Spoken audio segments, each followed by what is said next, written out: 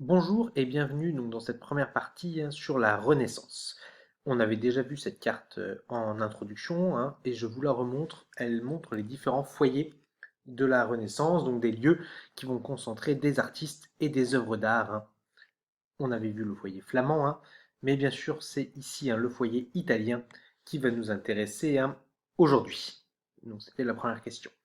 Dans la seconde question, je vous demandais donc de présenter donc différents artistes et leurs œuvres. On va rapidement les revoir. Donc ici, je dis juste l'œuvre, c'est Le Printemps. Donc peint, c'est une peinture sur bois, ici de Sandro Botticelli. Peinture donc réalisée entre 1478 et 1482. Donc ce tableau aussi, on y reviendront, c'est une peinture à l'huile, cette fois de 1544, par Giorgio Vasari, aussi bien sûr un Italien, et qui se nomme Six poètes toscans. Toscan, la Toscane, c'est une région d'Italie. Et ici deux œuvres de Michel-Ange, un artiste très important pour la Renaissance italienne. Donc, pour montrer que la Renaissance ne se limite pas uniquement à des peintures, ici vous avez une sculpture qui représente donc David, un personnage de la Bible qui est connu pour avoir vaincu le géant Goliath. Il l'a vaincu avec sa fronde qui est ici sur son épaule. Donc cette statue a été réalisée entre 1501 et 1500 et 1504.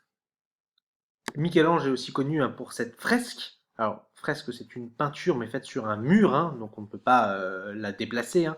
Et ici, c'est le plafond de la chapelle Sixtine à Rome, et avec cette œuvre qu'on appelle donc la création d'Adam, réalisée entre 1508 et 1512. Donc ici, vous avez différents. C'était donc la question 2, ici. Vous avez donc plusieurs artistes, et bien sûr, il y en aura d'autres qui vont faire connaître leurs œuvres, et ça va donc permettre cette diffusion de cette nouvelle technique, ces nouvelles œuvres d'art, ces nouveaux thèmes qui vont donc former ce qu'on appelle la Renaissance. Alors, quelles sont les principales inspirations de la Renaissance? Ici, on ne va pas le lire, vous l'aviez à le lire. Vous aviez un texte d'Elisabeth Crouzet-Pavant, qui est une historienne spécialiste de l'Italie, et elle évoque rapidement quelles sont donc les inspirations donc, de la Renaissance, à savoir ici, j'avais souligné exprès l'amour des classiques et la restauration de la langue latine. Alors c'est donc référence ici à l'Antiquité, l'Antiquité grecque, mais aussi l'Antiquité romaine, et c'était même redit ici des relations à l'Antiquité. Alors, donc l'Antiquité, l'Empire romain, la Grèce, ce que vous aviez vu en sixième, ça va bien sûr des sources d'inspiration très importantes pour la Renaissance. Pardon. Revenons donc à ce tableau de Sandro Botticelli. C'était donc la question 4. Il fallait décrire ce tableau. C'est donc une peinture sur bois qui se nomme Le Printemps, réalisée donc entre 1478 et 1482. On voit bien que là ici le thème c'est bien sûr l'Antiquité, je vais vous expliquer pourquoi. Donc présentation générale, ici ça s'appelle le printemps, ça représente un peu une sorte de paradis terrestre qui n'existe pas, mais vous avez ici une flopée de personnages qui viennent tous de l'Antiquité. Effectivement, ici vous avez Vénus, ici donc déesse de l'amour chez les Romains, qui est d'ailleurs surplombée de Cupidon, qu'on reconnaît avec son arc et sa flèche, bien sûr des références aussi à l'Antiquité.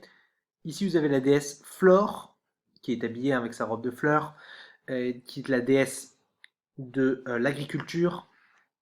On l'a très appréciée dans l'Antiquité. Bien sûr, ici vous avez ce qu'on appelle les trois grâces, qui sont trois donc déesses déesse du charme, déesse de la beauté et déesse de la créativité. Bien sûr aussi référence à l'Antiquité. Vous avez ici un autre dieu de l'Antiquité, qui est le dieu Mercure, le dieu du commerce et du voyage. On le voit avec son caducée, ici c'est son symbole, c'est-à-dire un bois d'olivier où il y a deux serpents qui s'entrelacent. Et ici, vous avez deux autres personnages inspirés de l'Antiquité, à savoir Zéphyr, d'accord, qui représente le vent du printemps, et ici une nymphe, donc une déesse aussi, mais inférieure.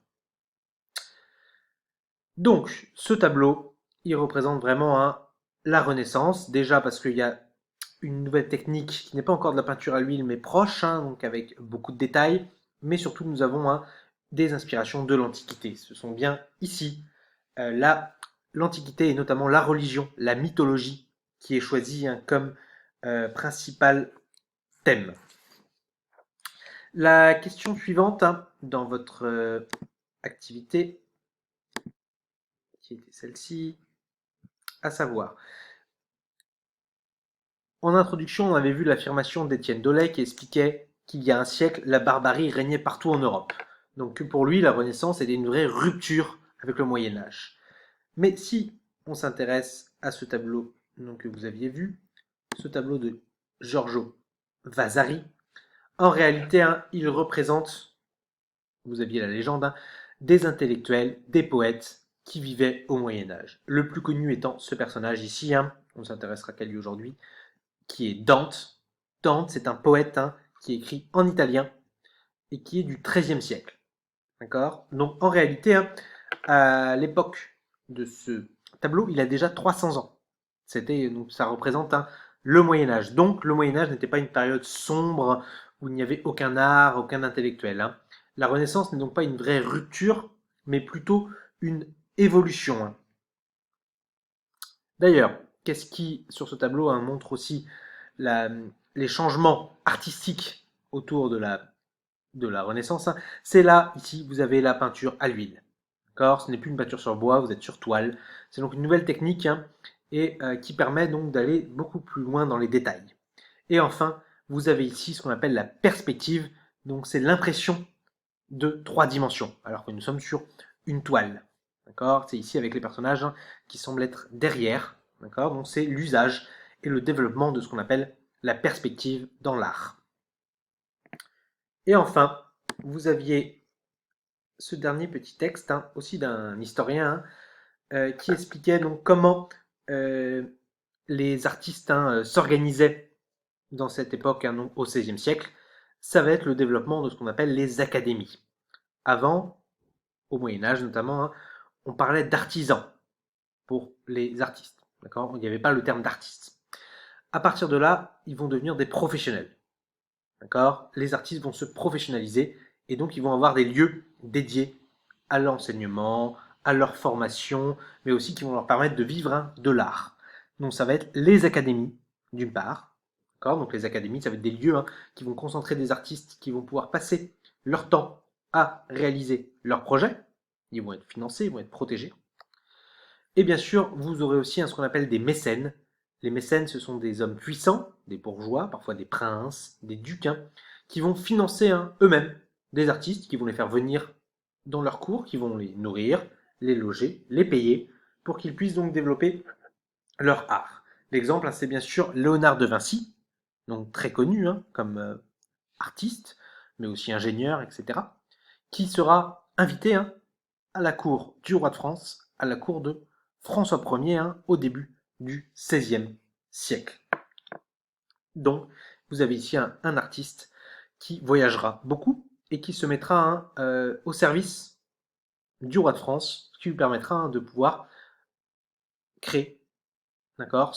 Il est donc devenu artiste professionnel. Voilà, j'espère que cela vous a aidé. Bonne journée.